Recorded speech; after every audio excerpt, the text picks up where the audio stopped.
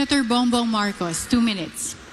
Maraming salamat sa lahat na nabigyan kami ng pagkakataon upang pag-usapan ang ating mga problema na hinaharap. Sa tagal ng aking pagsiservisyo, ngayon lang po ako nakakita ng ganitong krisis na hinaharap ng ating bansa ngayon. At pagka tinatanong ko sa taong bayan kung ano ang kanilang kauna-unahang pangangailangan, ang laging sagot sa akin ay trabaho, trabaho, trabaho. Kaya't dapat natin magdagdag ng trabaho para mabigyan ng mas magandang buhay ang mga naghihingalo ngayon dahil sa pandemya, dahil sa krisis na dala rin ng pandemya. Sa aking palagay, ang mga sektor na ito ay unang-una yung MSMEs, yung Micro, Small, Medium Scale Enterprises. Dahil 95.5% ng ating negosyo ay nasa kategoryang yan, 62% ng employment ng mga employer ay nasa kategoryang yan. Kaya at bukod pa ron, sa pag-aaral ko, nakita ko na sa bawat gastos ng gobyerno, malakas ang balik ng pag-create ng trabaho, dadami ang trabaho. Pangalawa, agrikultura. Kailangan natin patibayin ang agrikultura natin, pagandahin uli natin ang agricultural sector natin. Dahil napabayaan ito na matagal at nakita nung pagdating ng pandemya kung paano tayo naghirap dahil umaasa na lang tayo sa importasyon. Bukod pa ron ay maraming trabaho ulit ang may bibigay kapag tayo ay nag-invest sa agrikultura. Pangatlo, isa sa pinakamabilis sa aking nakikita na industriya na makapagbigay ng trabaho ay ang industriya ng turismo. Ang industriya ng turismo ay madali kasi ibigawin natin ito para sa ating mga kababayan. At sa ilalim nito ay ang ating infrastruktura, kasama na dyan ang digital infrastructure para pagandahin ang ating internet, palawakin Senator ang ating Marcos, bandwidth at time is up na po. ang ating internet service. Thank you, Senator Marcos. Yes, I think any of these agreements we should, of course, encourage as long as it is very clear to us what is the advantage to the Philippines. What the professor just mentioned was she spoke about the great powers trying to carve out spheres of influence. I reject that model that I believe no longer applies in the geopolitics of the modern world. The old Cold War thinking. We have to ply our own way. And so it really would depend on what is inside, or what those agreements say that the Philippines what will be doing and what those other partners of ours will be doing for the Philippines. And once again, because we shouldn't think of the old Cold War system, we should always think in terms of the fine line that the Philippines has to tread in all our foreign policy decisions. But if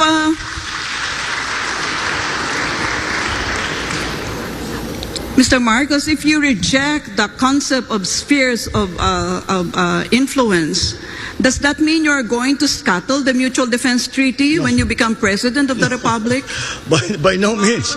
Linked to the United States of America as a defense ally. No, by no means. The relationship with the United States, our special relationship with the United States is not something that we can treat, be cavalier about. It is a very important one. And it has stood us in good stead for over 100 years. And that, I think, will never disappear from the Philippine psyche, the idea and the memory of war. And so that is a specific part of our foreign policy. But then as we approach, we know that we are a hot spot right now. The West Philippine Sea is a hot spot in geopolitics right now. And that is why we still have to find our own line in terms of all of these arrangements. Except the one simple principle is that we will not cede 1 square inch of the Philippines to any country. Karen, do I have time for... Carlos. Yeah. Okay, if that is the stance that you have taken, Mr. Marcos, suppose you have a situation where China is trying to take us in, embrace us within its sphere of influence, how would you react as our chief architect of our foreign policy? Once again, in terms of specifically to China, the correct approach still seems to be one of engagement.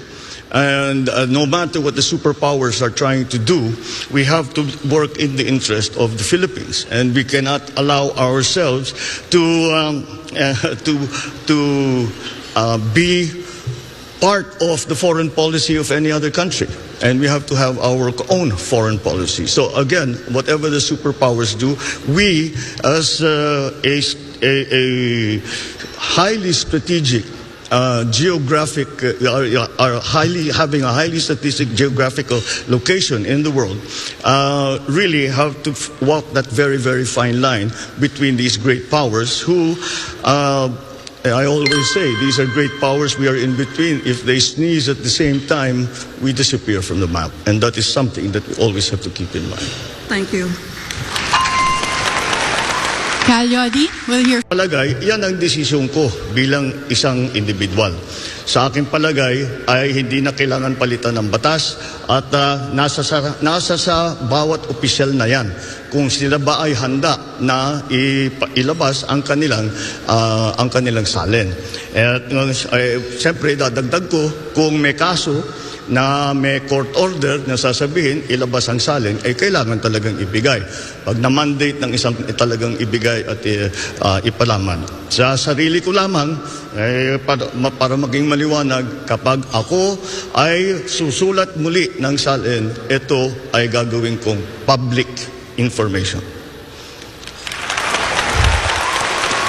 Thank you, Senator Marcos. If there are no other reactions from any of the candidates to Senator Marcos's answer, we will... Ilabas, no? Dapat lang ilabas ito. No, walang problema sa akin na ilabas yung salin at igawing publiko.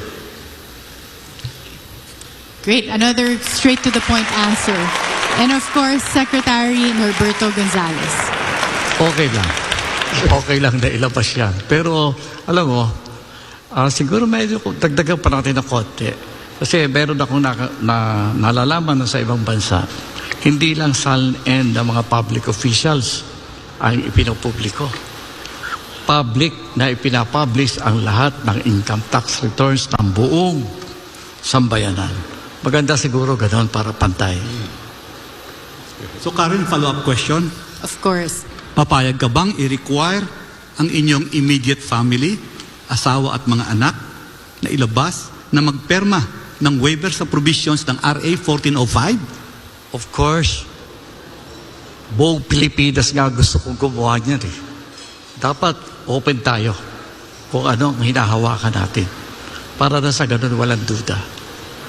At mas mabilis ang pagkolekta ng taxes. Na tama. I think we have reactions from Senator Marcos.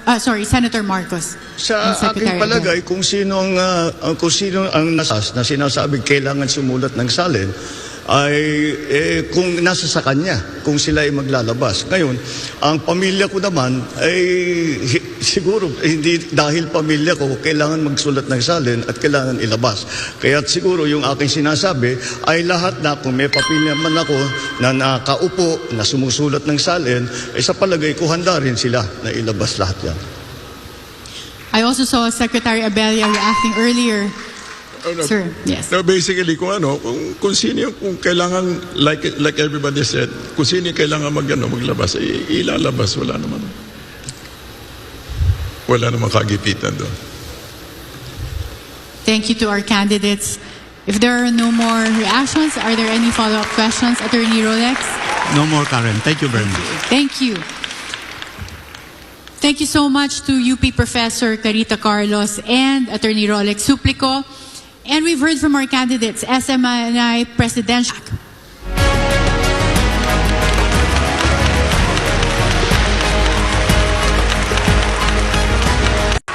Mr. Ang, any follow-up questions?